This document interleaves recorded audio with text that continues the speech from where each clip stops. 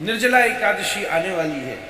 वैसे तो वैष्णव को हर समय एकादशी रखनी चाहिए, फिर भी किसी कारण से अगर वर्ष भर की निर्जला एकादशी रह गई हो तो वर्ष में की जाने वाली ये एक दिन की एकादशी वर्ष भर के एकादशी का प्रभाव प्रदान करती है।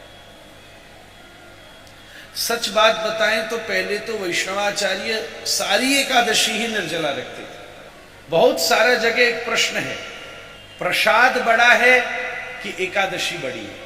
जगन्नाथपुरी में जाकर के भी बात हुआ कि प्रसाद मिला और एकादशी को वहां बांध दिया क्योंकि जगन्नाथ महाप्रभु का प्रसाद है। इसलिए कई सारे लोग कहते हैं कि हम एकादशी नहीं रखेंगे। ठीक है, सबका भावना को प्रणाम है, हम छोटा बालक है, पर शास्त्र विधि मुत्सृज स्वयं महाप्रभु भी राय रामानंद प्रभु से जब बात करते हैं तो बार बार कहते हैं प्रमाण देकर बोलना पड़ेगा।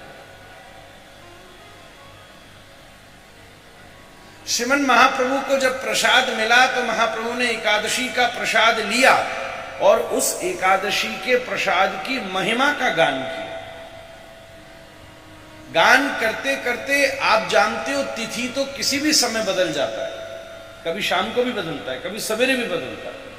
जब तिथि का परिवर्तन हो गया, द्वादशी लगते ही महाप्रभु ने प्रसाद बताया। और दूसरा एक और बात है, महाप्रभु साक्षात भगवान है, भगवान का तो आदेश पालन होगा, क्या उनके जैसा आचरण करना जीव की सामर्थ्य?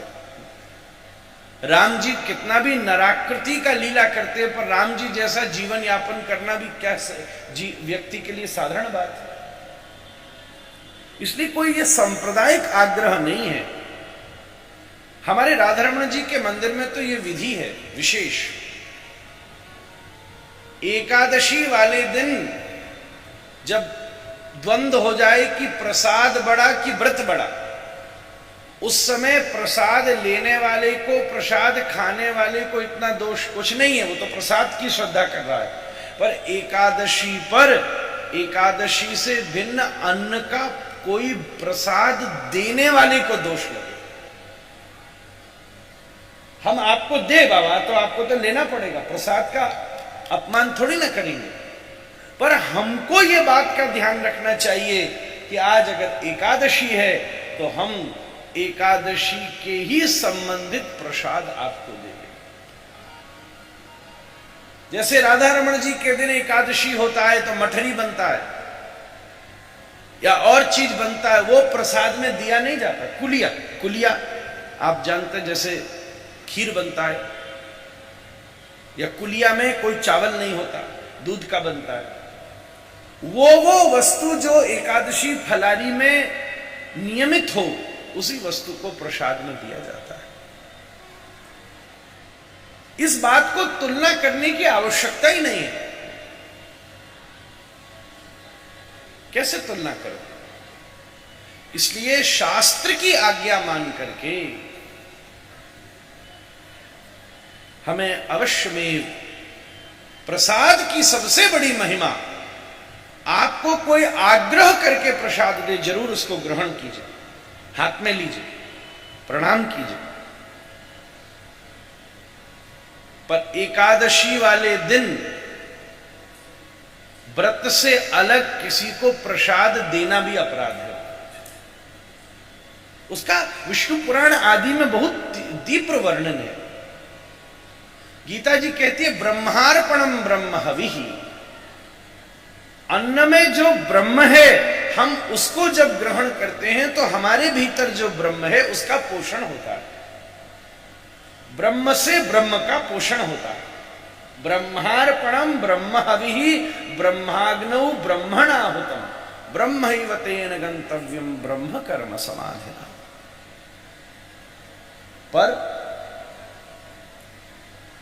एकादशी के दिन विष्णु पुराण कहते हैं कि उस दिन अन्न में ब्रह्म शयन करते हैं, मतलब होते नहीं, इसलिए उस दिन अन्न का निषेध है। आजकल तो पूरी दुनिया वाले लोग इसका प्रमाण दे रहे हैं, अगर व्रत रखोगे तो आपका शरीर कितना स्वस्थ हो जाएगा। इसलिए फलारी रखना है। प्रसाद के नाम पर बहाना थोड़ी ना बनाना महाराज। प्रसाद की महिमा श्रेष्ठ है, प्रसाद को बहाना नहीं बनाइए। आज ही हमको एक बालक ने भेजा, कोई कोई तो ऐसा खेल भी करते हैं, हम क्या बताएं महाराज, ऐसा ऐसा खेल करें आश्चर्य हो जाए महाराज। निर्जला एकादशी का व्रत रखा महाराज, तो व्रत में क्या करना है, जप करना है। तो जप में करना है आचमन, तो आचमन का वो लोटा छोटा सा होता है, ये चम्मच इतना सा, सबको दिखा, छोटा चम्मच होता है। तो 3 बार आचमन करेगा तो भी जप करेगा, अपवित्र पवित्र व केशवाय न माधवाय न, पवित्र तो करना ही, भगवान का नाम लेकर ही जीव पवित्र होता है। कितना भी नहा ले पर यस्मरेत पुंडरीकाक्ष सवाई अभ्यंतर सूचि, पुंडरीकाक्ष कमल नयन भगवान का स्मरण करने से जीव पवित्र होता है।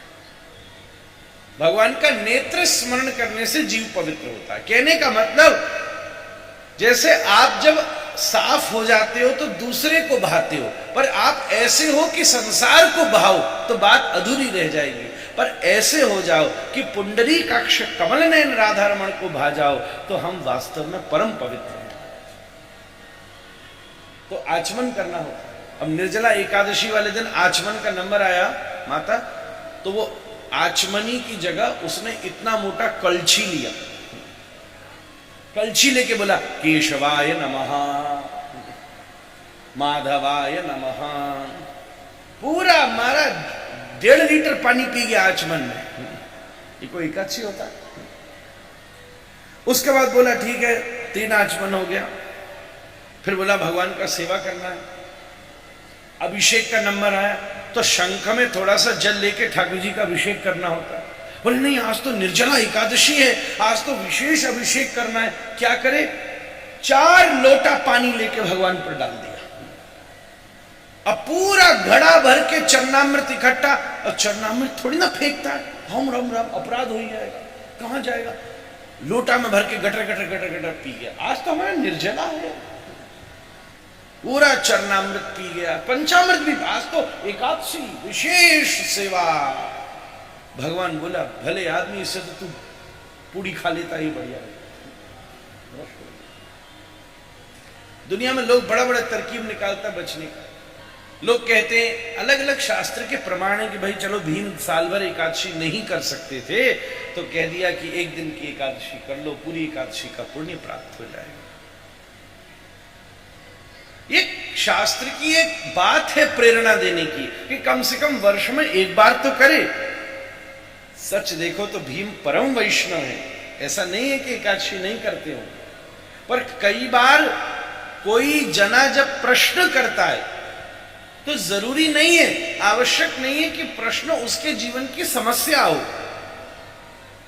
प्रश्न करे तो हो सकता है वो प्रश्न भी सबके हित के लिए पूछा गया।